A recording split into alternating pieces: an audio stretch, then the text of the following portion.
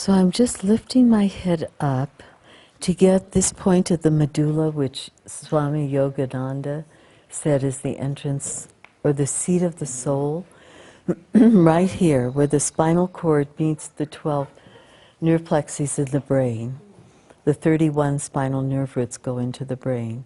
And when we get older, our postures are so bad, we disintegrate the disc, and all of these areas become more brittle as a result of the lack of circulation and the changes in the hormonal structure.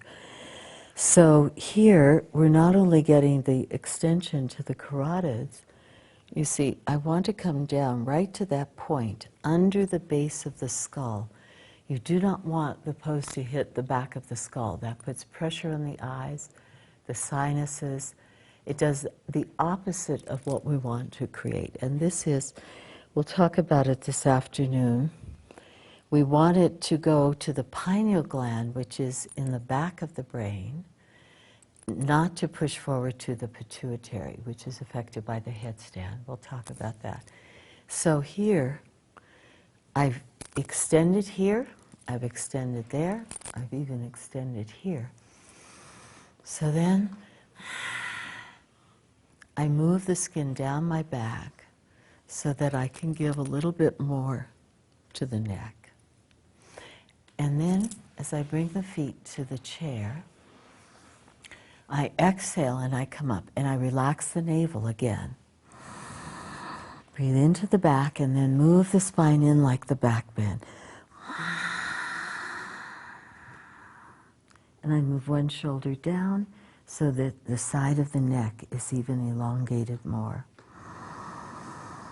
Taking away the tension from the neck. And now this shoulder feels a little high, so I may go back. And you can adjust it accordingly. Okay, and then I feel my neck is free. And then I raise up into a bridge in this pose, Setu Bandha, and I bring the hands as high up as they will go without overstretching that ligament. We give it time to elongate. Now I relax the navel, and I'm at peace. You could even go to sleep here. It's so relaxing. And then I bring the hand a little higher, if I can. And here, I don't try to bring the elbows close together anymore. We used to tie our arms together. But I roll the upper arm out, just as we were doing.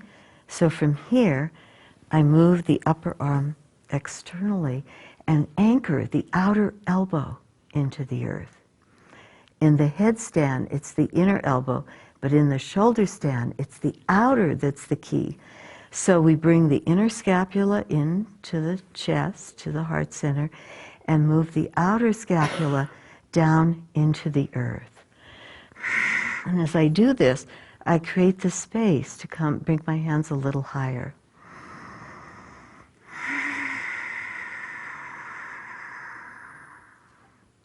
So I bring one leg up. And see if my hands will go a little higher. And then I bring the opposite leg up.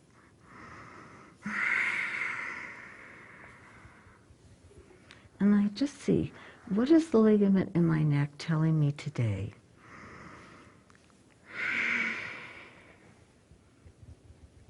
And every day the pose may be different for you. And you don't chastise yourself if you don't get what you got the day before, if it was wonderful. You simply accept and take the pose as if you're seeing it for the first time. Because we say we cannot do the same pose twice.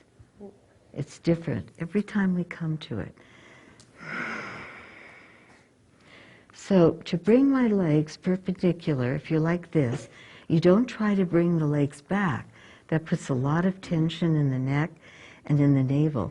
So if you're like this, eventually, as the back of the neck softens, you bring the hands up on the exhalation, and you bring the spine in like a back bend, and that brings the legs up.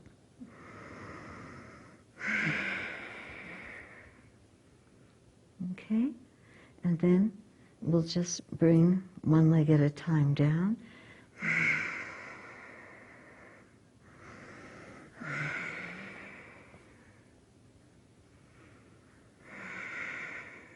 And as we bring the leg down, we raise that bottom hip up so we keep the two pelvic rims equal to one another.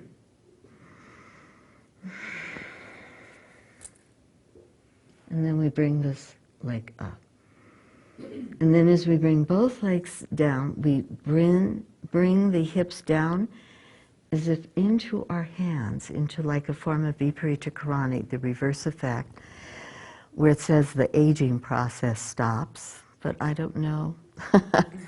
And then as we exhale, we bend from the hips, not from the waist, and we move the spine in so that erector spinae muscle protects the spinal vertebra and the spinal cord. It's all set up to protect the spinal cord, which is the center of our illumination.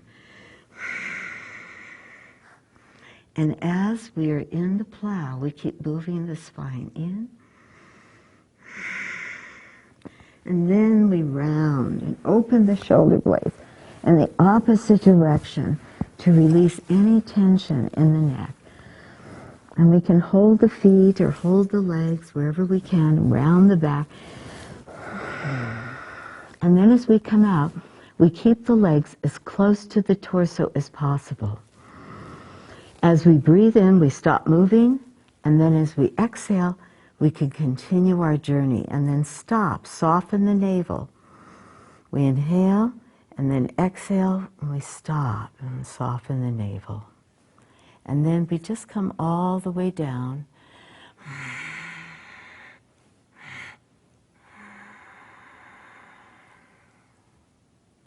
And then we can just bend the knees onto our chair. And rest in whatever way. If you have neck tension ever, then just bring the arms up to release. And extend the shoulders if you like, and move the head and relax.